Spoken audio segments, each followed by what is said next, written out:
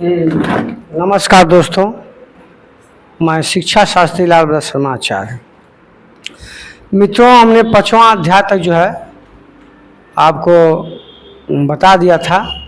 6वां 7वां अध्याय 6वां 7वां श्लोक में, मतलब गीता का दूसरा अध्याय का 6वां 7वां श्लोक, वो अर्जुन कहता है कि मुझे ऐसा कोई मार्ग बताइए जिस मार्ग से मैं भयभीत हो गया। मुझे कल्याणकारी मार्ग बताइए आप, हे योगेश्वर, मुझे कोई कल्याणकारी मार्ग बताइए जिससे जो है मैं इस सनातन धर्म के नाश कुल से बच जाऊं। और उसमें गुरु की महिमा है कि गुरु के साथ कैसा संस्कार आचरण करना चाहिए, वो है। तो मित्रों, मैं जो है 8वां श्लोक से प्रारंभ करता हूँ। अब वीडियो बहुत बड़ा नहीं होगा मित्रों, और गीता का आप अध्ययन क्या करिए। गीता बहुत ही कल्याणकारी है, और उसको पढ़िए, आप उसके बारे में जानिए और चिंतन करिए और मंथन करिए। क्योंकि जब से भक्ति चालू है ना, तब जब उठा तब तभी छपेगा। इसलिए मित्रों, हर किसी को चाहिए, मैं तो ये चाहता हूँ कि सारे बच्चे जिसकी उम्र 21 साल हो गई सब गीता पढ़ें, और गीता के आचरण जो गीता है पढ़ें, उसका अध्ययन करें, उसका मंथन करें, चिंतन करें, और अपने जीवन को सुगम और सरल बनाएं। ठीक है मित्रों, तो हम जो है प्रारंभ करते हैं। नहीं प्रपश्यामि ममापनुदाधार यक्षो कमुक्षोषण मिन्द्रियाणाम अवाप्य भूमा वसपात्मृतम राज्यम शूरामपि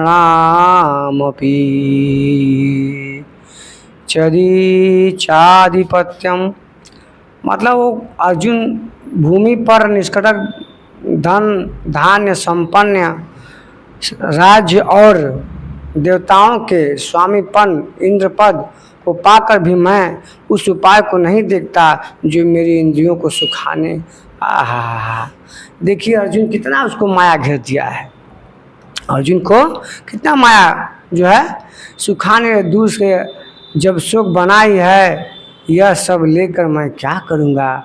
हे प्रभु, हे योगेश्वर, यदि इतना ही मिलना है तो क्षमा करें। अर्जुन ने सोचा अब इसके आगे बताएंगे भी क्या। बड़े ही मधुरता में उसने कहा कि अरे बाप रे बाप, अरे इन लोगों की हत्या करने के बाद द्रोणाचार्य, कृपाचार्य, दुर्योधन, दुशासन, ये सब मेरे भाई है ना। अरे प्रभु, मैं कैसे इनकी हत्या कर दूं। अगर इनको मारने पीटने के बाद भी अगर मुझे क्या क्या मिले तो धन धान्य संपन्न राज देवी देवताओं का यश, इस इंद्रप्रस्थ भी मुझे ना, और इंद्रासन भी मिले ना, तो मैं ऐसे जो है लोगों की हत्या नहीं, इससे बढ़िया तो मैं जाके कहीं जो है साधु बन के भिक्षाटन करके जो अपना जीवन यापन करूँगा, लेकिन ये मैं सनातन धर्म का नाश नहीं होने दूंगा। ऐसा वो कृष्ण से कहना चाहता है। अब यहाँ संजय होता है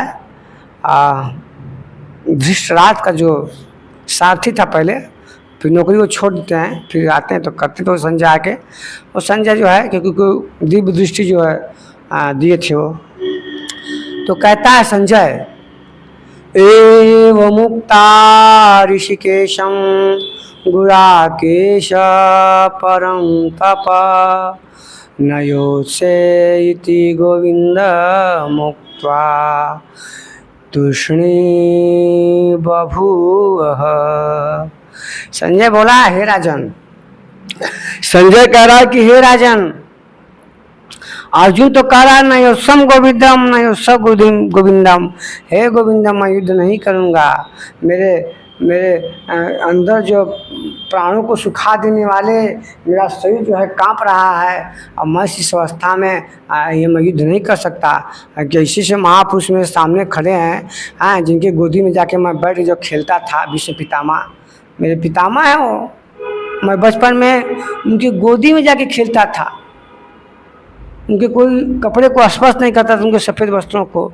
द्रोणाचार्य जिन्होंने मुझे शिक्षा दी है, ज्ञान दिया है शस्त्र विद्या की, ये सब अर्जुन, ये सब जो दुर्योधन है, ये सब दुशासन सबके मेरे क्या है, मेरे भाई मेरे साथ खेले, मैं कैसे इनकी हत्या कर दूं?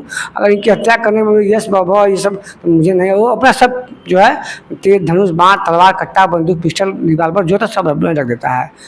अब कृष्ण उसको देखते हैं, हंसते हुए कहते हैं कि क्या कहते हैं, तमुवाच ऋषिकेश प्रहसन्निव भारत सेनयोरी भयोरि मध्ये विषीदन्तमिदं वचम। उसके उपरांत मतलब वो कहना चाहता है, कौन कहना चाहता है?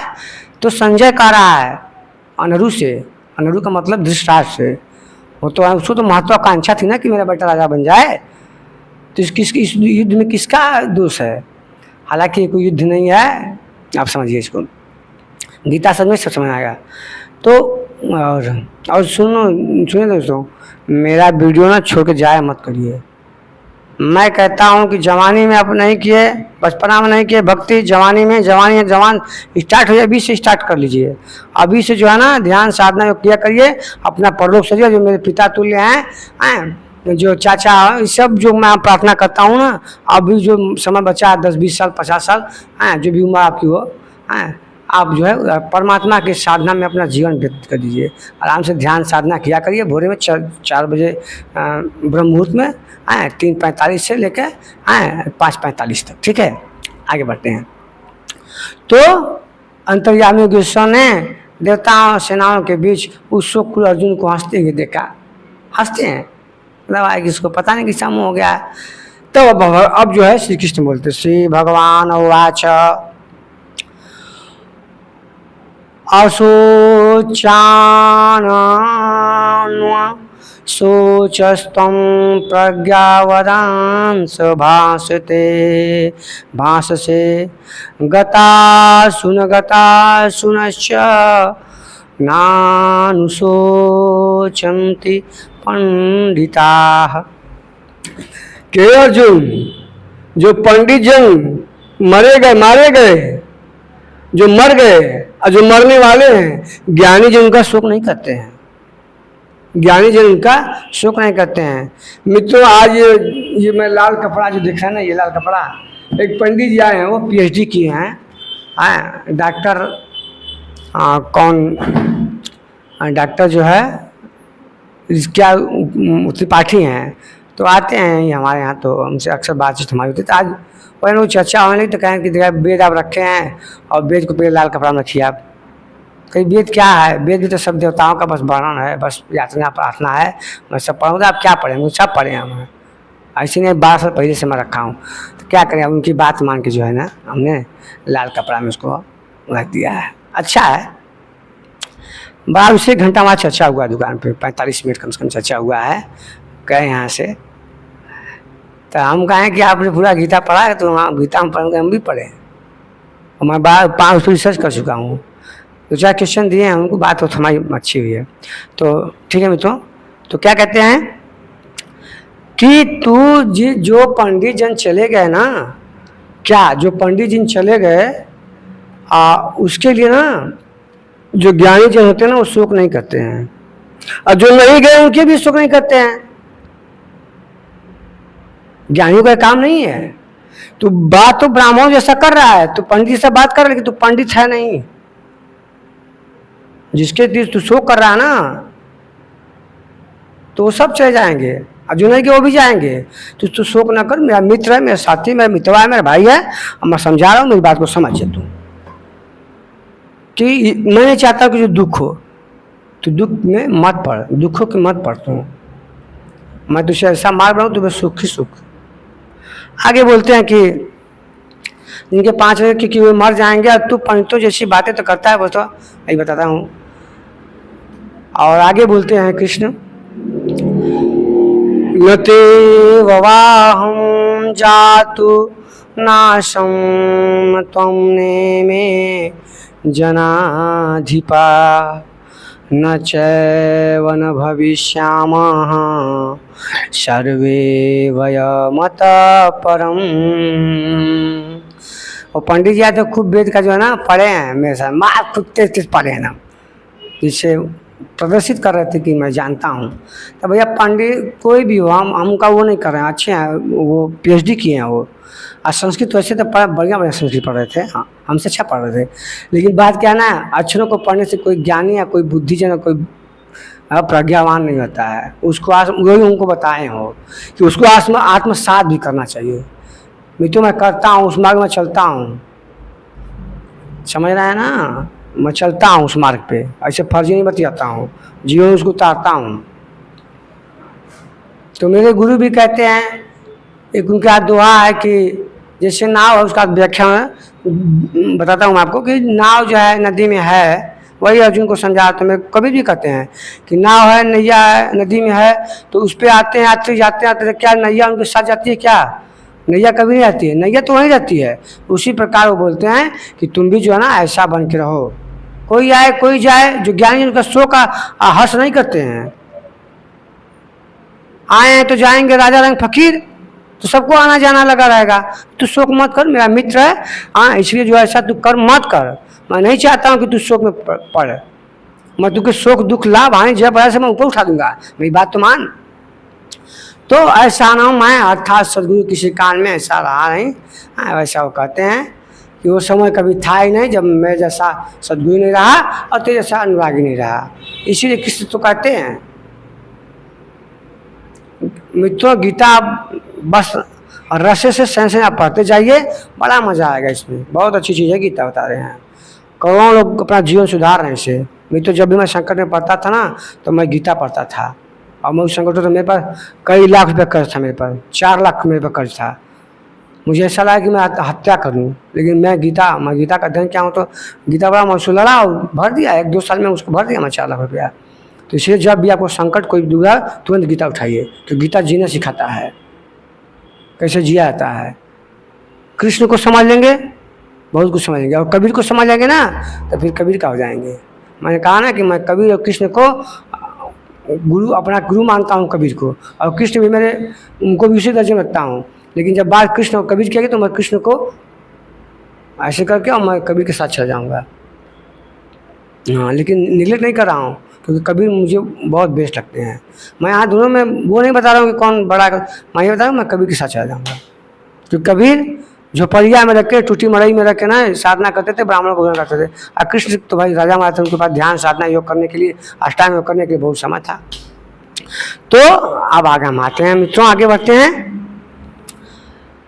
तो देहिनोऽस्मिन् मन्मथा देहे कौमारं यौवनं जरा तथा देहांत प्राप्ति धीरस्त्वत्र न मुहाति।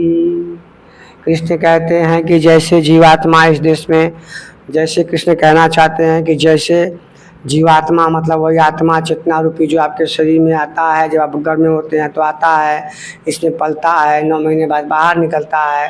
जब बाहर निकलता है तो क्या करता है, वो बड़ा होता, वो आत्मा तो शरीर क्या करता है, बड़ा पहले बच्चा होता है, फिर बड़ा होता है, फिर किशोरावस्था, फिर प्रौढ़ावस्था। तो आप मर तो नहीं जाते ना, ऐसे क्रम चलता रहता है ना।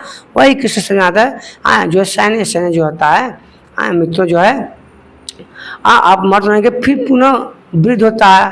पुरुष एक ही है, लेकिन उसी प्रकार लेश मात्र भी डरा न दे कि ऐसी प्राप्ति पर नहीं पड़ती।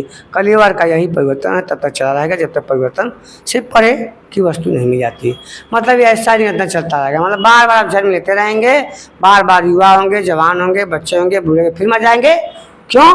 क्योंकि आपने सतमार्ग तो कभी देखा नहीं, कभी आपने उसका अध्ययन तो किया नहीं, कभी चिंतन तो किया नहीं, कभी आत्मा परमात्मा विषय पढ़े, तो आप आए जवाब कर चलो मोह माया पढ़ते रहे, क्योंकि आप बचपन से वही देखते हैं, उसी माहौल में रहे। कौन आपको आध्यात्मिक बात सिखाएगा, कौन आपकी ज्ञान की बात आपको बताएगा, कौन आपको बताता है, कौन आपको ज्ञान की बात बताता है? कोई। क्योंकि घर में जब पैदा होते हैं बचपन से ही माता है पिता है, खेलो कूदो मस्ती करो, हाई करो, ये सब चीज़ आप करते हैं, तो कौन आपको बताए? अब वो कौन बताने वाला है ध्यान साधना योग की बातें? उसके तो घर छोड़ना पड़ेगा ना। अब परिवार नहीं चाहते हैं कि मेरा बच्चा घर छोड़े, क्योंकि वो पैदा इसलिए करते हैं कि चलो हमारा काम देगा हमको। तो माया का प्रबल जो है, माया बहुत प्रबल होती है मित्रों, माया से निकला जा सकता है। और मैं बताता हूँ किसी मोह माया में रहते हुए आप उस परम तत्व को प्राप्त कर सकते हैं। मैं बताऊंगा, आप मुझे बस सुनिए। मैं ऐसा ही जीवन जीता हूँ मित्रों, मैं सत्य बोलता हूँ, मैं झूठ कभी बोलता नहीं हूँ। हाँ, कभी कभी मुझे भी ऐसा लगता है कि मैं कभी कभी माया फंसा आता हूँ। मैं आपको एक उदाहरण दे रहा हूँ। अभी मेरी बिटिया का दिन पहले ना यहाँ पे पूरा फूट गया, मेरा यहाँ जो लड़का काम करता है वो करके, अंकल जी आपके लड़के का कपार फट गया। अब बहुत तेज से गया, गाड़ी लेके गया उसको, ये माँ एकदम ऐसे बैठा, इसी पर गया, ऐसे ही बैठा रहा। मैं जानता हूँ कि क्यों फटा होगा, कि उसकी मम्मी गलती होगी, लड़के हैं सब। मैं गया हॉस्पिटल में, हुआ टाका को चला, घर गई। मेरे पिताजी मैं 10 से पढ़ रहा था, मेरे पिता एक्सपायर हो गए। मैं रोया नहीं हूँ मित्रों, 13 दिन तक, 12 दिन तक नहीं रोया हूँ। 13वें दिन जिस दिन होता, 13वां ही होता, उस दिन जो भैया का सब इतना भाव करे कि मुझे रोना पड़ा। मैं अंदर से दुख, देखिए वो मनुष्य ही कैसा है जो दुख में प्रकट करे, सुख में प्रकट करे। वो तो पत्थर है ना, वो भाव प्रकट, लेकिन वो भाव नहीं, एक नाटक होना चाहिए आपका। ऐसा जिएंगे ना, वो नाटक करिए आप, अभिनय कर रहे हैं, वास्तव में अभिनय कर रहे हैं आप। क्यों? आप पिता नहीं हैं, आप बाप नहीं हैं, आप भाई नहीं हैं, दोस्त नहीं हैं, मित्र नहीं हैं। हाँ, तो आप कर्म करते हैं तो एक्टिंग कर रहे हैं ना। आपकी उम्र 30 साल, 40 साल, 50 साल होगी तो 20 साल एक्टिंग करिए, फिर जाइए। क्योंकि 30 साल हमारी उम्र आपकी 50 साल है, तो 50 साल पहले आप कहाँ थे? हमारे विषय में आपका ध्यान थे, ये शरीर कहाँ जाएगा? इसका मतलब केवल आना जाना ही केवल सपनों थे मित्रों। इसको आप सपना समझिए। ये सपना आप दिन में देख रहे हैं, बता दे रहे हैं आपको, ये सपना आप दिन में देख रहे हैं, ख्वाब देख रहे हैं आप। इसको अपना मत समझिए, हाँ, उस परमात्मा में लग जाइए। ऐसा वो कहना चाहते हैं। मात्रा स्पर्शातु कौन्तेय शीतोष्ण सुख दुख खदा आगमा पायिनो नित्यास्त अस्ति शक्ति क्षस्व भारत। हे कुंती पुत्र, दुख सुख गर्मी सर्दी को देने वाले इंद्रियों और विषयों में के संयोग से नित्य विषय में संयोगजन्य सुख का स्मरण करके ही विकल्प त्याग कर, ऐसा ही तो त्याग कर। कैसे? तो ऐसे ही सुख दुख को ऐसा ही समझ। गर्मी सर्दी, जैसे गर्मी आता है, सर्दी आता है, ऋतुएं आती रहती तो क्या मनुष्य का प्रभाव पड़ता?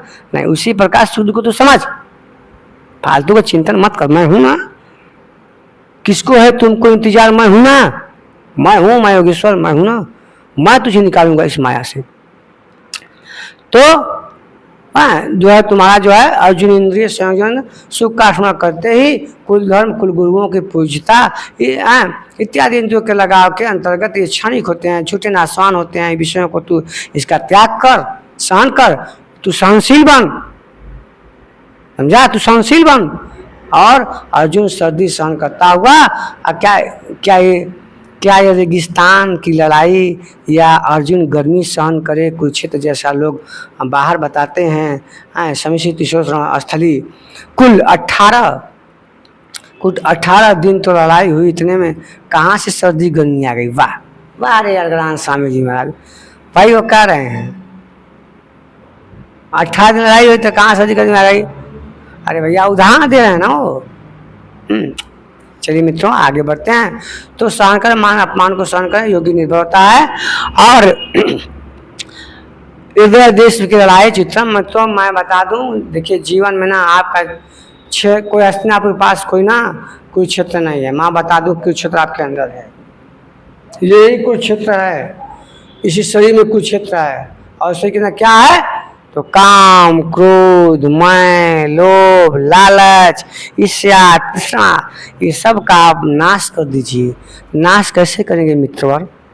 नाश ऐसे करेंगे आप कि परमात्मा भक्ति के मार्ग पे चलते हुए परम पिता को आप मानकर उसी के शरणागत होके अपने सारे कर्मों का त्याग कर दीजिए।